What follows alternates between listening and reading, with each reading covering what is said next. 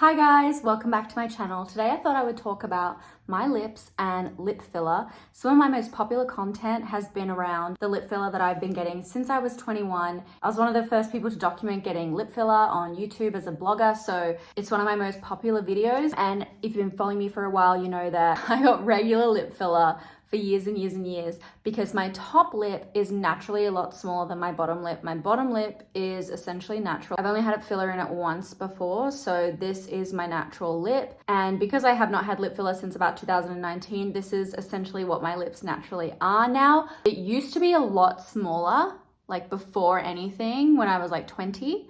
And you can see it's like literally less than half the size of my bottom lip. I always just wanted to kind of balance it out and get more of a pouty look because it's quite like a flat effect, and I just wanted more volume in the top part of my lip. So that's why I got it done. And I think it's interesting because now, even though it's been 4 years since I've had anything put in there, filler may never fully dissolve because I had it done so many times. It left scar tissue in my lip, and you can actually see, and I think that I'm a good candidate to show you now that trying to make it figures. Ignore my tooth gem. I'm gonna get it taken off soon. Can you see all of that? See those little lumps? That is like filler that has concentrated and is just sitting there under my flesh. And I can feel it with my tongue. If I run my tongue along it, it's literally like reading Braille. It's lots of little lumps and bumps. For comparison, this is what a natural lip looks like. Like the inside of your lips do look weird, but not as knobbly as that. Look how weird that is. It's kind of crazy. Anyway, I haven't had it done in ages, as I said, and that's mostly because of the pandemic, but also I got pregnant. When you're pregnant and when you're breastfeeding, which I am right now, most places won't do injectables when you're pregnant or breastfeeding. So I haven't had that done. Plus, I'm sort of enjoying my more natural state of my lips. I think it's interesting, and I always felt like I had quite a natural approach to my lips. I did love when they were really swollen after first getting them done, so a lot of my content looks a bit stupid because I would film and take all my photos right after I got it done, loving that fake look. But really, once I had settled, I felt like it was usually a pretty natural finish. There was probably a couple times when it wasn't, but I think because my bottom lip was natural, that really helped. We get both of them filled, and then when you go past that point where the natural creases in your lips are completely like bloated away, I think that that's when it starts to look a bit fake. And so I definitely hit that point a couple of times with my top lip. I don't know if I will get my lips done again. I've been fine without it. I'm busy loving my kids, but maybe one day we'll get it again. I don't know. Thought I would show you guys a very elaborate, completely unnecessary routine to emulate the look of lip filler without getting it done. So let's take a look at my lips now, natural. This is an elaborate lip routine.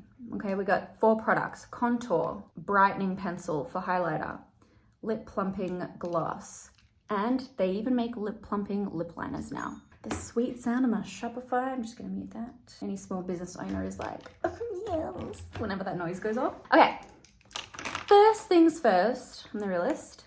Take a natural-ish contour cream, go around your lips. See how that's really light? Blend it in. Oh, my baby's crying. And then, I've done this tip before in some of my hack videos, but basically your lips have this natural ridge on them called the vermilion border. You can kind of see it's kind of like this white line or lighter line around your lips that as you age, or if you get lip filler, it gets blurred and then just completely disappears essentially. So I'm gonna try and highlight what I have there. Sorry, I am filming right now, so Seba is on baby duty. He might be getting home milk. And I'm gonna do that just in my Cupid's bow. And down and out like that.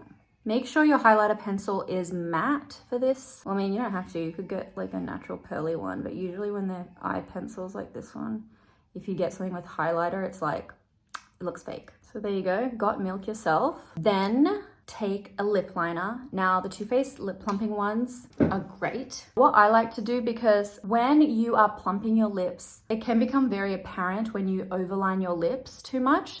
So what I like to do is I kind of either pick if I'm going to overline my Cupid's bow or overline the side of my lips. Now for me, I feel like the smaller part of my lips is the side. Also where the vermilion border for me, I mean, everyone's lips are quite different. But my vermilion border and Cupid's bow is quite definite. So if I overline my Cupid's bow, it is more obvious in person. So I don't want to overline my Cupid's bow. So essentially I'm just gonna go right on the ridge of my vermilion border, and then because I already highlighted, it's like shifting my vermilion border up minusculely. So highlighting, going right at the very edge that I possibly can there.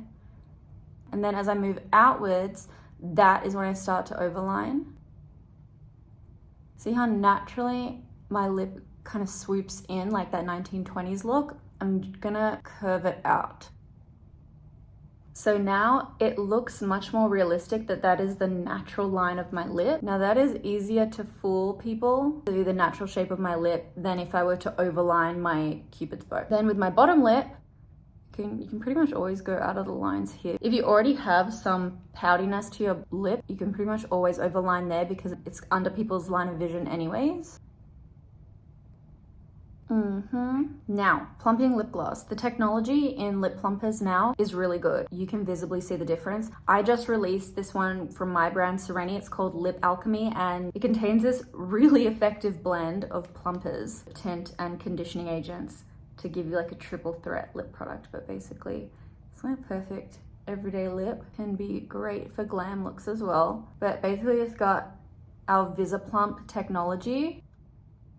So that's it on, and it has not started plumping just yet. So I've got to give it a few minutes. Rub it in.